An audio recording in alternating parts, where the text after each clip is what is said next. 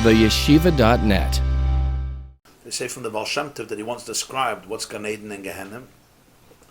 So he said that when a person culminates their life, they have to face the truth. And when they face that truth, they get to see two things. Who they are essentially, and how they lived, who they became. So you see almost two pictures, like two screens. On one screen you see who you really are, and the other screen you see what you did with that, who you became. For some people, watching those two screens is paradise, and for some people, watching those two screens is nothing short of hell. The contrast to see who you really are and who you thought you were, or what you allowed yourself to become, or what you did with that precious reality called the self, the stark, dramatic contrast between the two could be a very, very painful experience. So basically the person gets to see who they are and where they ended up. That's what the Kaf HaKela is, where they ended up. So the Kaf HaKela, there's also a very healing element here. There's the element of shame, which produces the concept of like therapy, spiritual therapy, in the sense that you have to, all therapy comes with shame. It's realizing the potential lost, always. You have to realize the potential lost, and you have to grieve for it. Because if you don't grieve for it, you can't reclaim your innocence. And then there's always realizing the potential for rehabilitation. So Kaf HaKela is painful, but it's not scary. What do I mean it's not scary? It's not something that when you hear the word you should shut down. It's about giving the soul hope and helping it go back to its natural glory. And this is B'chlal Yesod. Whenever you read about punishments in Gehenna, in Olam Haba, in Sifrei Musar, all these things, in Chazal, so we often get a very, very horrible feeling about it. It's like almost the Inquisition pales in comparison. You ever read about what the Spanish inquisitors used to do? I don't know if you ever read about it. It's not fun reading, let's put it that way. Right? We don't have to go so back to the Inquisition. We have it in other places as well. Right? You can go to North Korea and check it out. But, and we say, whoa, you think that's bad? You wait till you go to Olam Haba and you see what God is going to do to a guy like you. And these poor children think they're like the worst criminals in the world. Right? And it's like almost God is waiting for the day, he stands like this. Oh, this is good schayda. This is good schayda, good schayda. And this is really a horrible, horrible distortion of Yiddishkeit. And it inculcates people with levels of fear and dread and negative energy, really for no purpose, for no reason. Instead of them having the ability to celebrate life and celebrate God and celebrate Yiddishkeit, at best it creates tremendous, tremendous guilt and tremendous dread and fear and this negativity for no reason. So really everything, when you understand the pnimius of it, you're dealing here with someone who loves you as much as you love yourself, or maybe loves you even more than love yourself. And it's always a process of helping a person reach their pristine glory. Imagine you're sitting with a very, very beloved and special therapist. They have a very deep relationship, and he's helped you tremendously. And he says, today we're going to explore your relationship with your, you can't go wrong, with your mother, right? That always works. Today we're going to explore your relationship with your mother, okay? And you look at this guy and you say, you're a murderer, you're a tzayach, you hate my guts, why are you going to take me to these places? You say, I don't hate you at all, I actually love you, I cherish you. And I want to walk you through those places that you have not walked through for many years in order that you should be able to see what has become of you. Because if you cannot see what has become of you, how could you ever go back to who you're supposed to be? If you think you are now your real self, you'll never be able to be your real self because you're completely trapped. So let me show you what has become of you so that you should be able to go back to your original pristine glory before that has become you. That's what he's trying to do here with the whole concept of the Kaf HaKela, differently.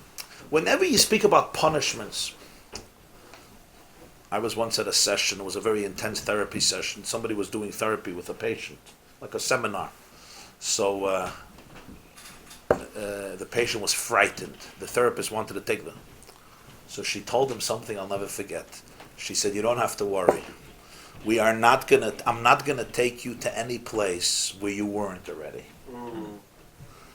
Still scary. It's scary, but you're not going to a new place. I'm not taking you to any place you weren't already. It's just this time around you're gonna spit it out. Yeah. Whenever you read Kaf HaKela, Gehenim, Chibut HaKever, he's not taking you to any place where you weren't already. Kaf HaKela Noilam Haba means just Kaf HaKela here. Over there, you're just going to see the video. That's it. You're just going to see. It's not God is going to say, oh, this guy, we're putting him in a slingshot. Boom. No. Your life was a slingshot. You put yourself in a slingshot 50 years ago. I'm just going to show you the video. That's it I do. All we do is we play the video. Look what happened. And then you could see. Once you could see it, you could say, wow. So everything was a lie. I didn't know who I was. My whole life was a betrayal of who I am. And I was catapulted to places that I thought that's my natural habitat. That became my natural habitat. How can I know what's my natural, who I am? That's a good question. That's why we learn the Kutei Torah. That's a good question. How do I know who I am? That's the best question. First I have to know who I'm not. That's a good question. It's worth coming here 2 years to ask that question. That's why there's so many. That's why there's so many different types of onshim.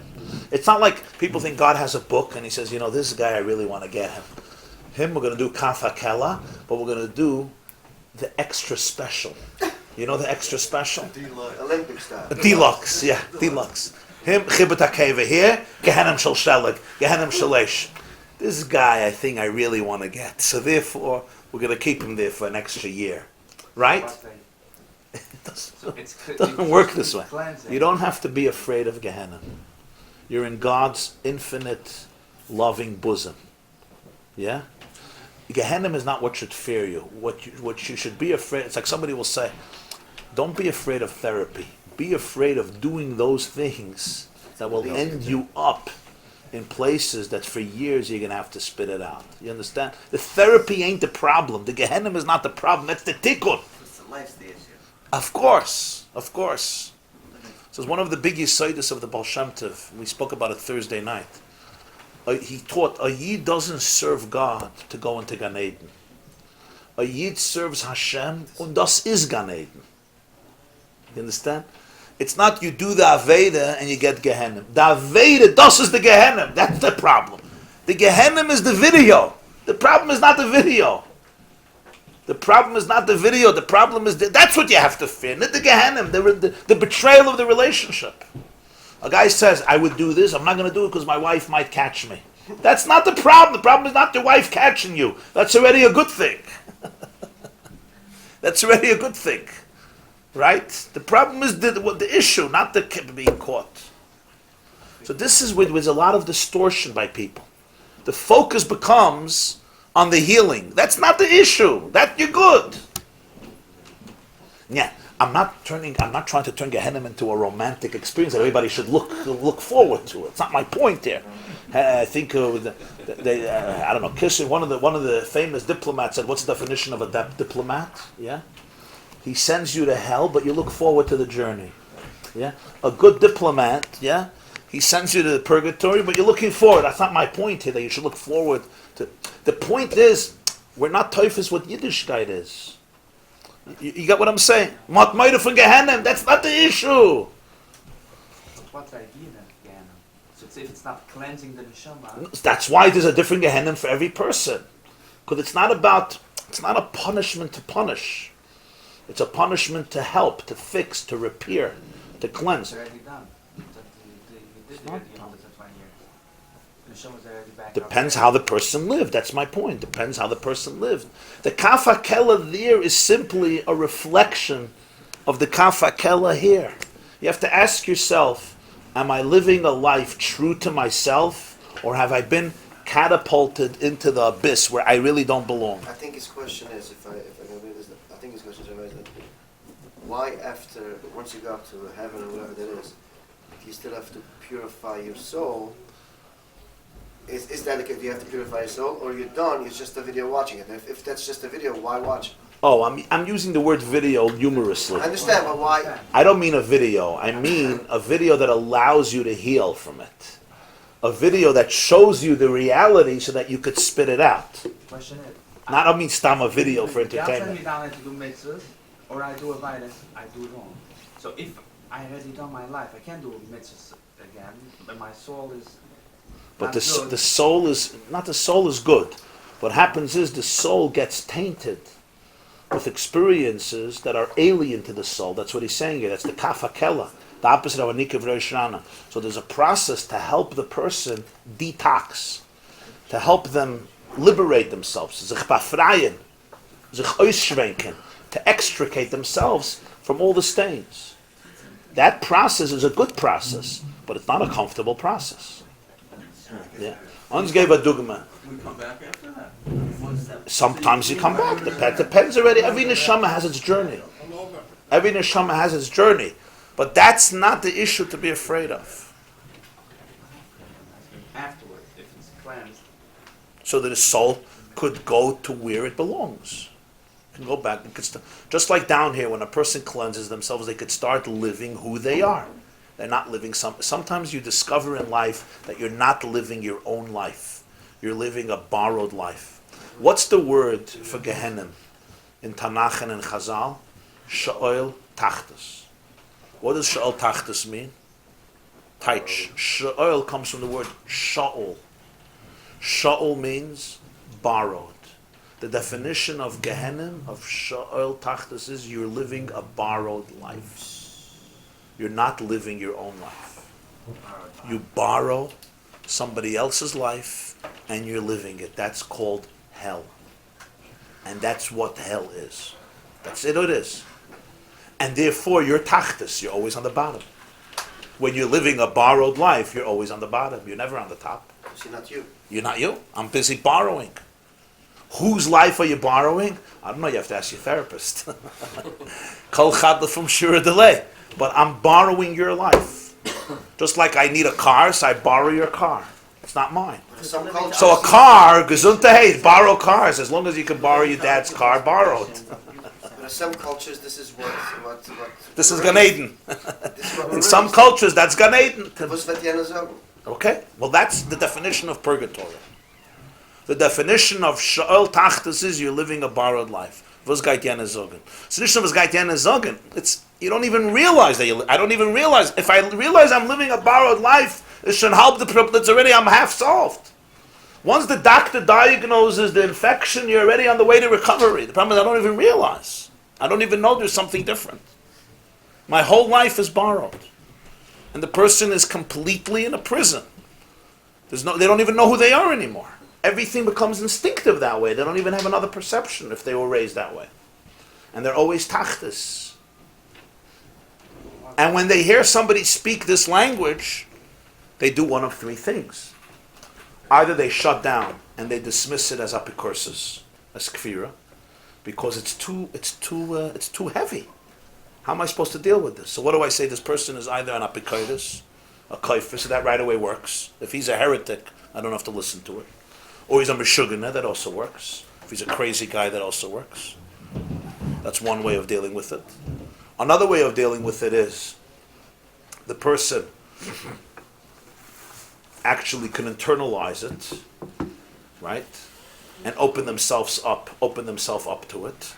And then there's the opposite extreme. The person has to deny it so heavily that they actually, they start despising this person. So we all react in different ways to this awareness of Sha'al Tachtas. But this is what Sha'al Tachtas is.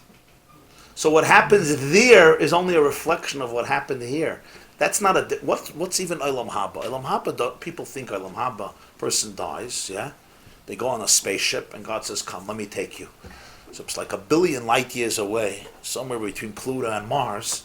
There's a whole gym called Gan Eden and a second torture chamber called Gehenna. In one place you have pizza and sushi. In another place you have torture chambers, and that's where everybody goes.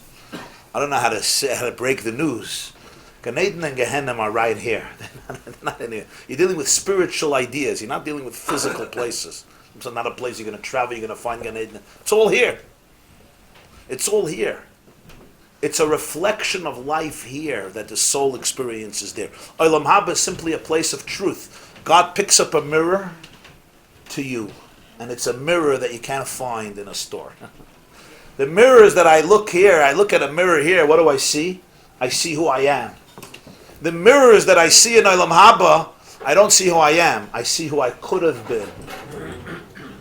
I could look at a mirror and see who I am. I could look at a mirror and see who I really am. The magic mirror. Yes, who I could have been, who my soul is, and what it became. It was borrowed. For some people, wow, I'm in Gan Eden. And for some people, Shol Tachtas. I realized my whole life was Tachtas. Why? Because it was Shol, it was all borrowed. So I geborgt the Leben. The whole life is borrowed. How does one live not a borrowed life? That's essentially what Yiddishkeit is. The essence of Yiddishkeit is not to live a borrowed life.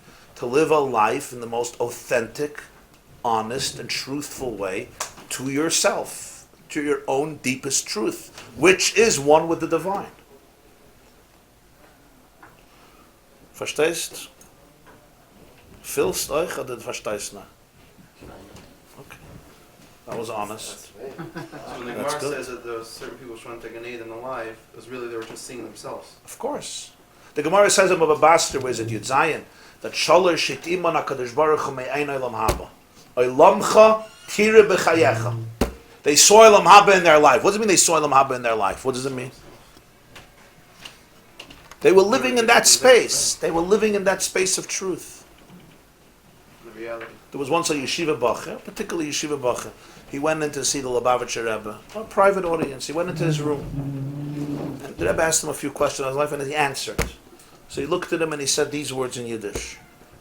He says, Di Dalad Ames seinen Olam HaEmes.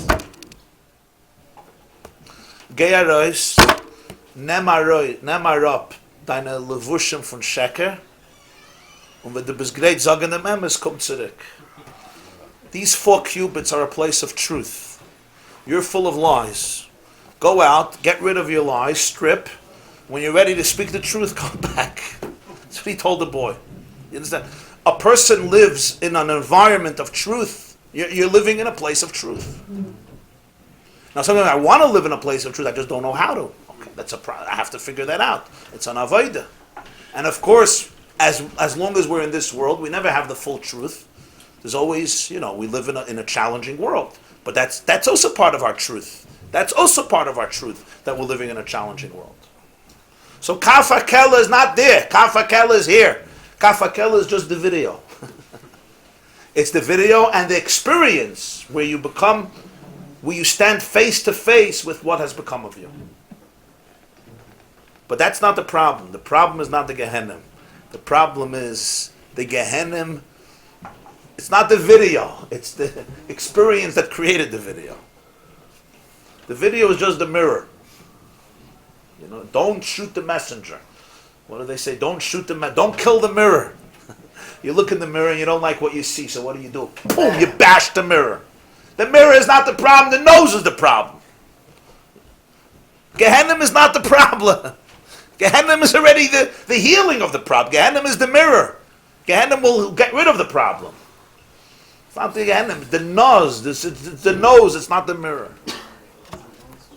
What? Yeah, here you don't need a nose job. Here, fakert, you have to undo the nose job. The nose job is you're trying to change your nose. You're not trying to change your nose. You're trying to undo the nose job. Okay. Thank you.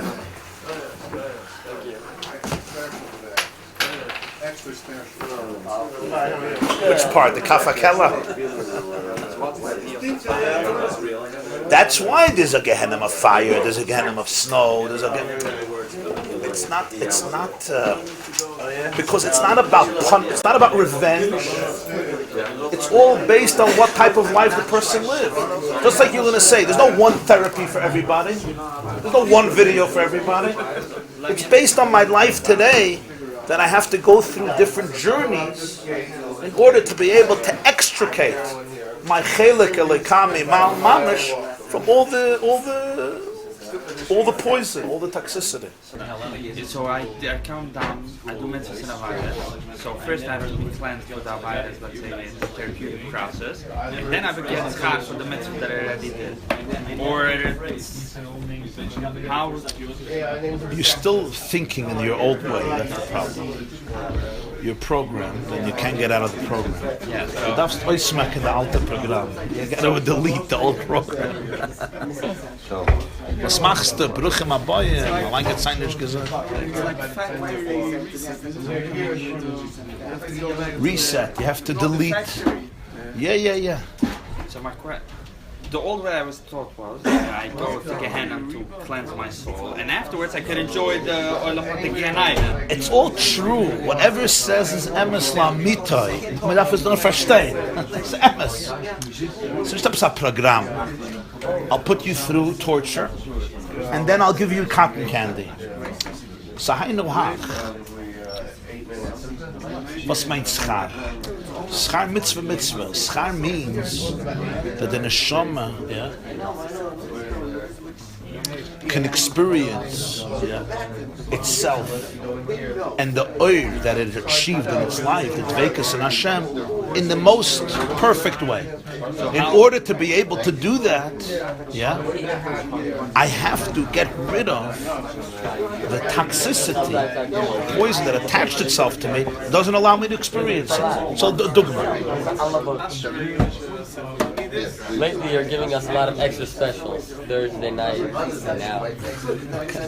Thank you. It's called a good season. Yeah. Sometimes the players have a good season. You were there Thursday night. I watched it live. Hast verstanden the Yiddish beim Sof? I ein Sof? about 20 minutes before that. Yeah, thank you. I put online the Yiddish article. It's geleint? Du willst haben Tam Gan Eden Leines. So, a person is married, He has a beautiful wife, he has beautiful children, but he's traumatized. God's Zeyer, he had very negative experiences.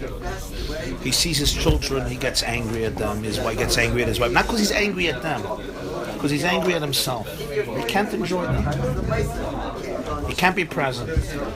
So he said he has to cleanse himself so that he can enjoy what he has. It's not once you punish him, he's going to get his schar. The neshama has to be cleansed so it can enjoy what it is, and it can have the full dveikus with the Ein Sof that it really is, and that it fakert through its journey in Olam Hazeh, it reached the deepest dveikus, but it can't appreciate it because it's busy with all these maisalach. This way, I don't understand how the cleansing works. The other way, it's a fire. You get burned out. I don't know. You get cleansed somehow. But now, what's the cleansing? How do you get cleansed? This we don't understand. The main thing you get cleansed is, I think you have to go back to that experience and spit it out. Like tshuva. It says, what's tshuva? The Gemara in Yuma. Ba'oisei zman, ba'oisei makom, ba'oisei maisa, ba'oisei ish. Real tshuva is you go back to that maisa and you do it differently. You go back to that place and you say, whoa, this is not me. You see how far you are from that maisa and you distance yourself from it. That's what happens. You typhus?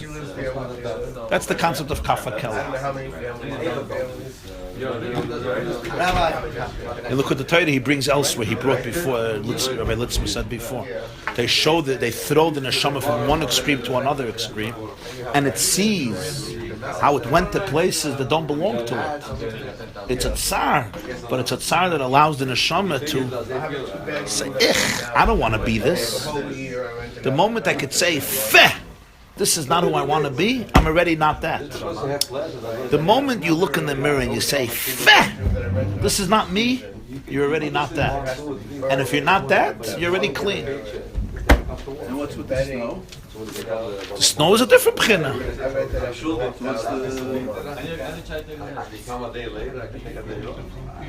I mean, I can understand throwing back and forth. Okay, Sometimes people lived a life of too much passion, or not too much passion, destructive passion. Sometimes people lived a life of too much coldness, apathy, indifference. They became detached, analytical, aloof. They became ice. That's the Gehenna of Kerach. They became ice. Sometimes they became fire, and they burnt everybody and themselves. Sometimes they became ice. They froze, and they froze everybody around them. They made everybody into ice. It's a different type of Gehenna. It's a different video. A different video, I'm saying. Thank you. This class is brought to you by theyeshiva.net. Please help us continue the classes. Make even a small contribution at www.theyeshiva.net/donate.